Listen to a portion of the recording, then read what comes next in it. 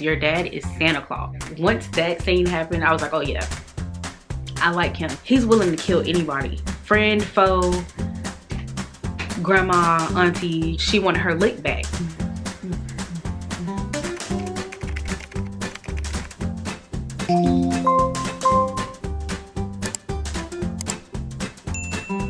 Hey guys, welcome back to my channel. If you are new here, my name is Jordan, and if you are not new here, thank you for being subscribed. Thank you for stopping by, watching another video. I really appreciate it. Before we get into today's video, I just want to throw it out there in case you missed it. In my last video, the rules for the giveaway are in that video. We did hit 100 subscribers. Thank you guys so much for subscribing. But I am doing a giveaway, and it's a book giveaway. So if you want to win a book, the details are in my last video. I will randomly choose a winner on, today is Saturday, so next Saturday the giveaway ends, which is the 11th. But you do have to let me know what book you want, and to let me know that, you need to know what to comment. So go back to my last video. I'll put it up here in the cards, and just do what you're supposed to do to win a book. Also, disclaimer, I'm starting to feel a little under the weather, so forgive me if my energy is low this video.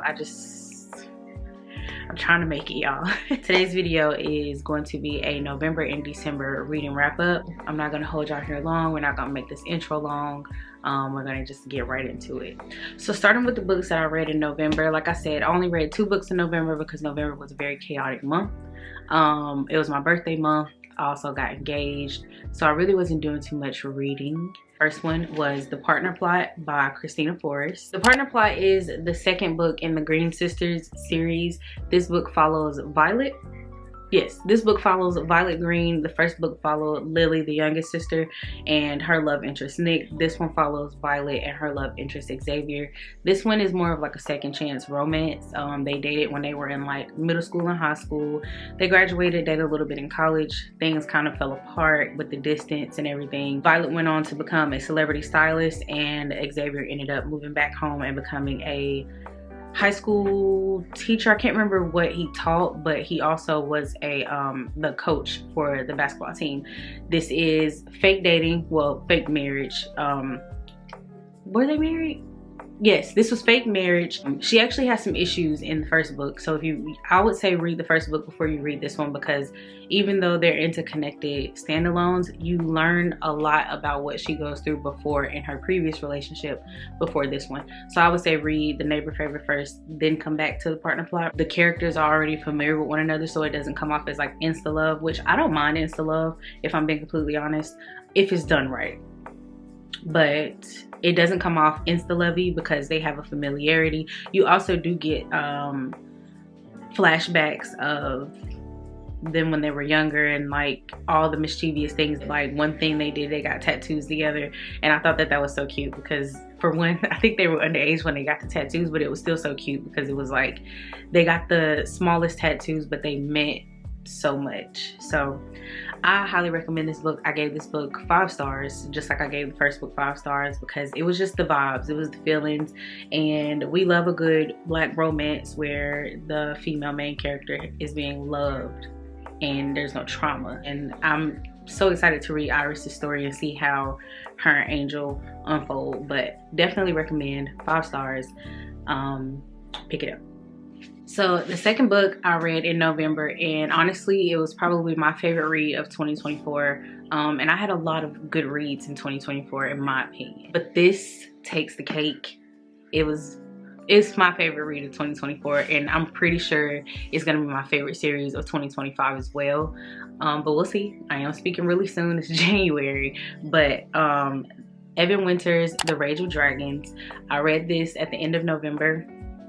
I ate this book up in like 3 days, and she's a thick one, okay? She's thick. And I ate this up in like 3 days, 3.5 days tops. This book was so good. I laughed, I cried. There's found family, there's vengeance. If you love a good vengeance, revenge plot, I mean, it doesn't get any more vengeful than Tao Tafari. Like, so something happens. I don't know if I should say it. It does happen in the beginning, so it's not like anything crazy, but the book starts off at the beginning of this 200-year war. The Omehi people are, which is Tao's people, are up against the Haudeni people, which are the people of this island or peninsula that the Omehi people are basically trying to take over, because for some reason they had to leave their island. We don't find out why, at least I don't think so, to my knowledge, that we find out why. But they end up having to leave their homelands, and they try to take over this land from the Haudeni people, and that starts a 200-year war.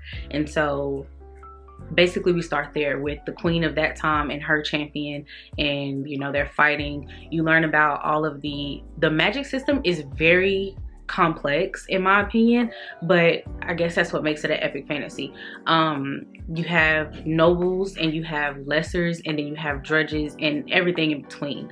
But the nobles are basically like the high people, like the commanders of the lessers, and the lessers are basically just the soldiers. Like, they fight in this war and they don't really have any superpowers. If you're a lesser, you really don't have any powers, but some of the men do have powers. It is a woman ran world, so they have a queen, and the queen has a champion, which I guess is like her king, but they refer to him as a champion. The women are the gifted, and they basically power the men in a sense. So they have like innervation. Let me see, hold on. Like, if you look, this is like the family tree pretty much. So this is like that side, and then this is everything that falls in between. So I don't even know how clear that is because I don't have my glasses on, but they have innervators, enragers, and entreaters, and they all do like different things. Like the innervators, they can temporarily incapacitate others by forcing their souls into Isiago. So Isiago is basically like the underworld, and that's where demons attack their soul. They attack the soul of the person that's under innervation.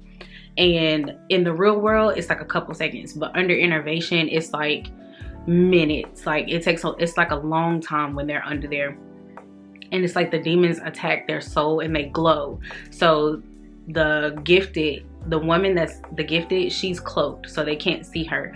But when she puts anybody under innervation, they glow, and so the demons attack what soul they see or whatever. And so the enragers are the people who basically make the royal nobles. They can make them bigger, stronger, and faster. So they basically can grow to like 4 times the size 4 times the size of a human man. And the entreaters are the people that they bind their will to the will of another. So they basically bind themselves to an Ngonyama, which is the big guys, the big guys who are stronger and faster than the normal human man.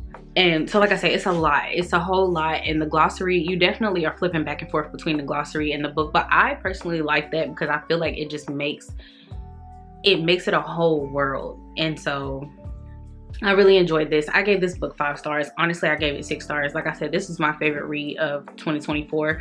I don't think did I do it? I didn't do like a top of 2024, but this would definitely probably be my #1 fantasy read of 2024. I think this opened the floodgates of epic fantasy for me, and it really showed me that I enjoy a good epic fantasy. So if you have not read The Rage of Dragons by Evan Winter, I highly, highly, highly recommend it. I can't say it enough. He's willing to kill anybody that gets in his way. Friend, foe, grandma, auntie. He's willing to kill anybody that gets in his way. He loses so many people, and it's just so crazy. The only plot hole is, why did the Omehi people have to leave their lands to take over the Haudeni people's land? Like, what was the story behind that? There is a female love interest, but the romance is it's like a subplot to the story. Like, there is romance, but don't go into this looking for romance. I plan on reading the 2nd book closer to when the 3rd book comes out, and I want to say it either comes out in March or May. I'll put it on the screen. But I'm excited for that. I cannot wait for it. So as we all know, I got a Kindle in December, end of November, beginning of December. I got a Kindle, and so I read basically every book in December. I read on my Kindle. I read 8 books in December, and 5 of them were novellas. 3 of them were full-length books. 1 was actually over 700 pages. So there's that. But let's just go ahead and get into that. The first book that I read in December was the Mindfuck series by S.T. Abbey. It's basically a thick book of 5 novellas, and it follows a main character named Lana Myers. Something very tragic happens to Lana and her family in her hometown of Delaney Grove, and it causes her to basically seek vengeance, another vengeance story on everyone who took part in it. Like, no matter how small the role was, she wanted her lick back. And rightfully so, because, oh, another thing, check your trigger warnings, because this book is heavy. I did not check my trigger warnings going into it, and not much triggers me, but it was still a very difficult read. So check your trigger warnings. But yeah, Lana and her family go through a lot in this small hometown called Delaney Grove, and now she's on her quest for vengeance. She's basically a serial killer, and she falls in love. Oh, it's dark romance. I don't know if I said that. I'm kind of all over the place, sorry y'all, but it's a dark romance. She falls in love with an FBI profiler who actually is the lead detective on her case, but they think it's a man. So, which isn't a spoiler, because that's literally, you read that in like the first book. They think that the serial killer that is doing the things that Lana is doing is a man because of how well thought out she does everything. I mean, everything is so well thought out. Like, things that you wouldn't think that she thought of, she had been thought of it, and it was already put into plan. And if it wasn't already put into plan, she had a backup plan for that plan, and she had a backup plan for the backup plan. Everybody kind of teeter the line of good and bad. Like, what she's doing is terrible. I mean, she's murdering people. But then you learn what they did, and it's like, okay, I mean, did they kind of deserve it? The things that they did to this family is like, it's just mind-boggling. And I don't know.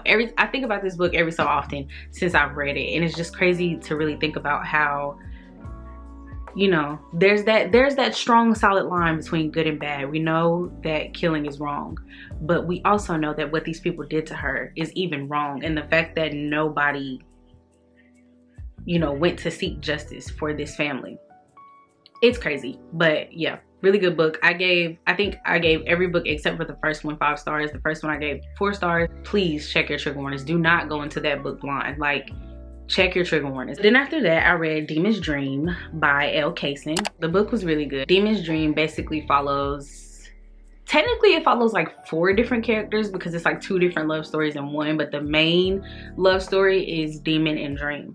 So Demon is this like ruthless man who grew up in the hood, and he's had a very hard life, and Demon has been a menace since he was younger. Dream is pretty much his kryptonite, and basically Dream has to make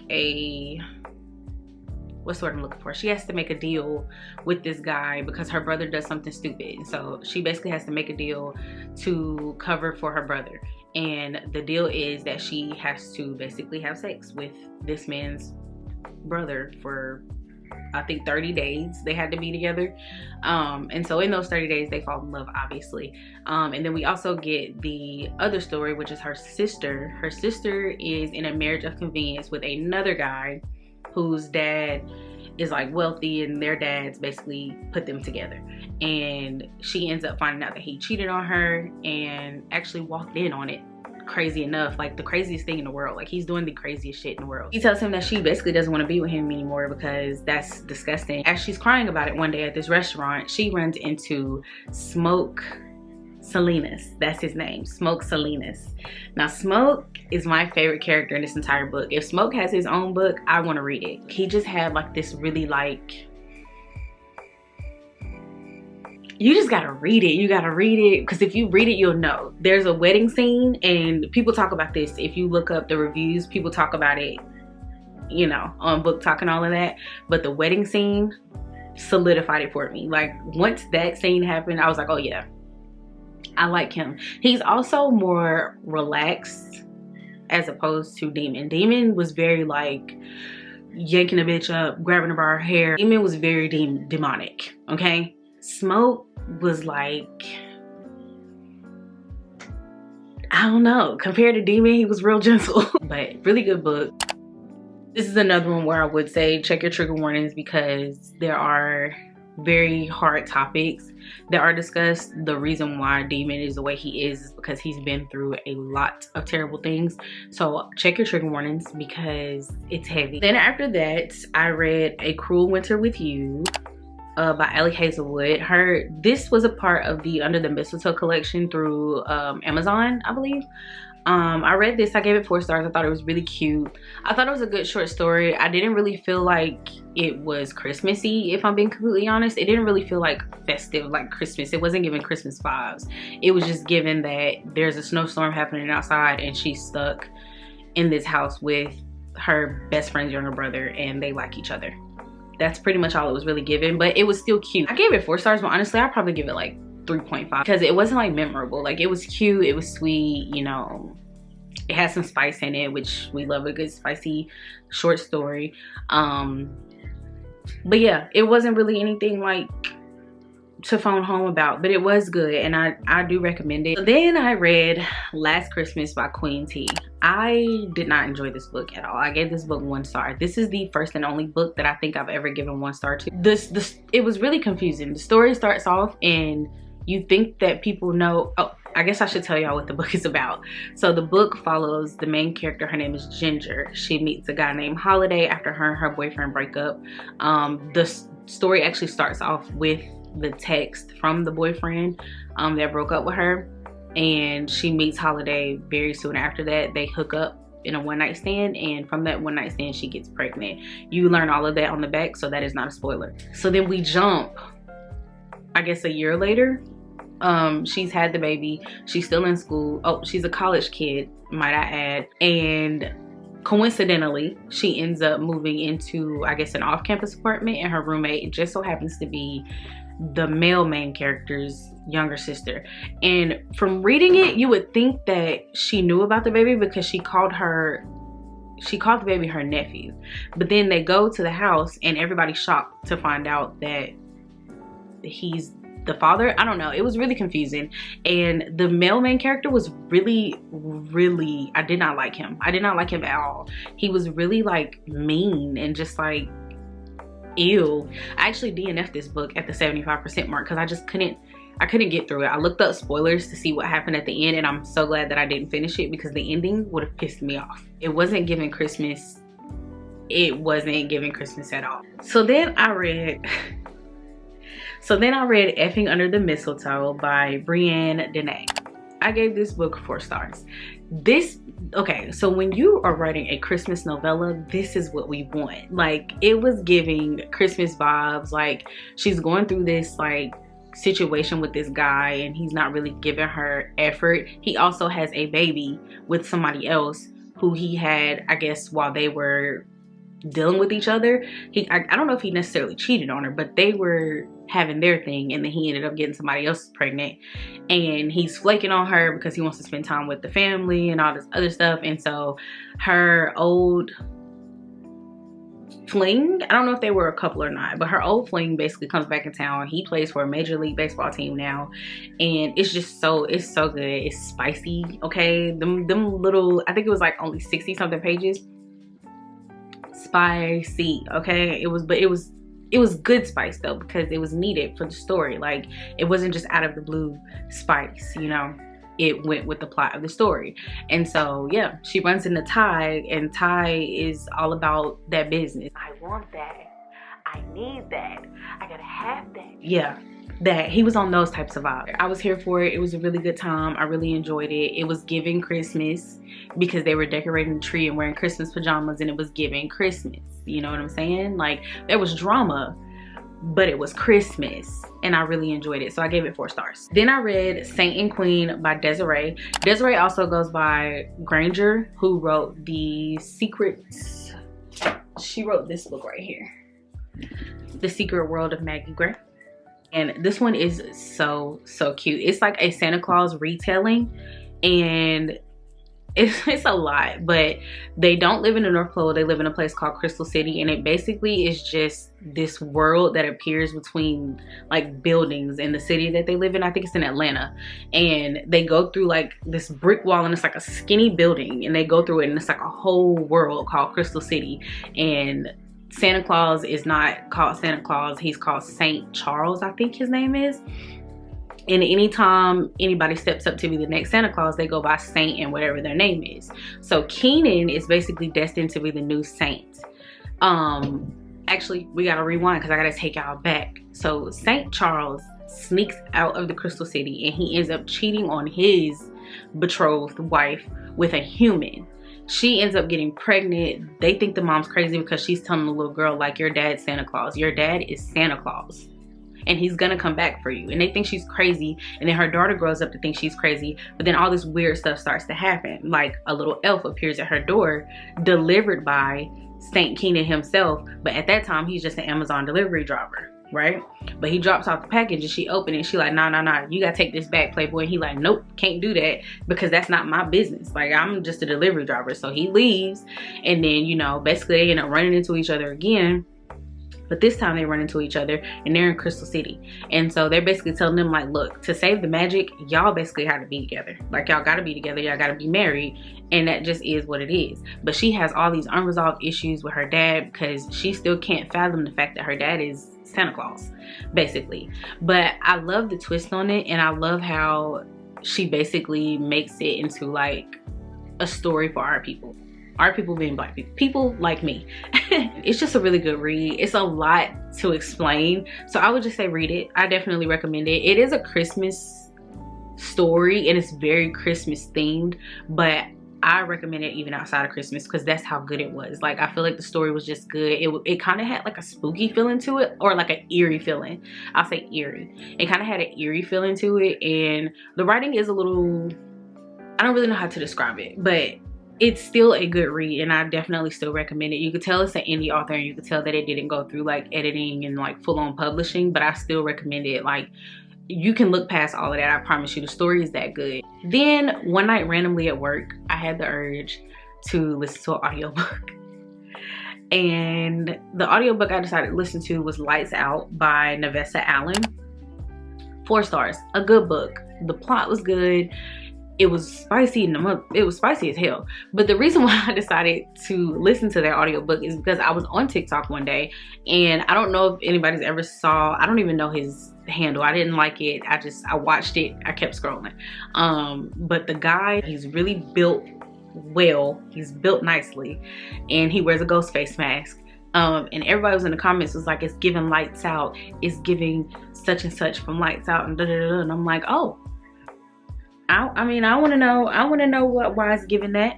And so I listened to it and I'm like, okay, I see why it was giving that. I see why it was giving that. That was a good book. It was really, really good.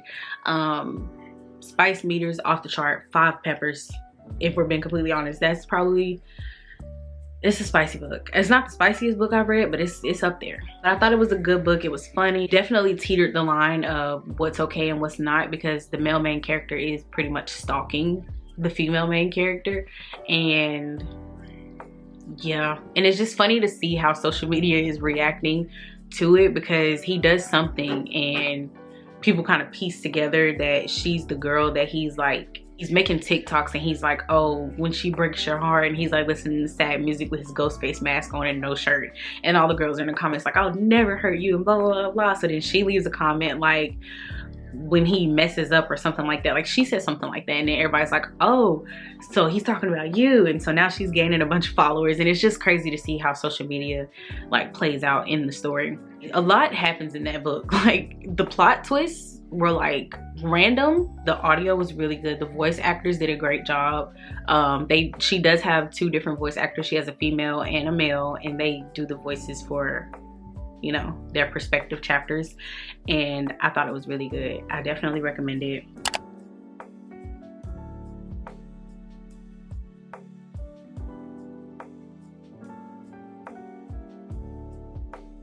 So then the last book I read in December was The Answer Is No by Fredrik Backman. I don't know if it's Backman or Backman. I'm gonna say Backman because that's how I've heard it pronounced. I wanted to read something by him just to see if I would like his writing style, and I don't necessarily know if this was the best one to start with because it was kind of weird, but I did enjoy the writing. So basically it just follows this main character. It's a short story also. It follows this main character, and I cannot remember his name for the life of me, and I just read that book. Lucas. His name is Lucas.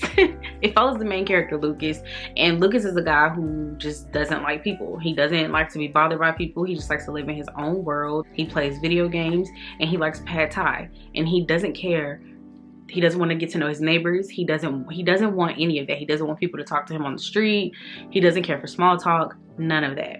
So one day, someone knocks at his door. They tell him that there's a frying pan downstairs, and they left it outside of the garbage bin. They didn't throw it away. They didn't recycle it. They just left it on the floor in front of that, and that ends up turning into this huge pile of trash.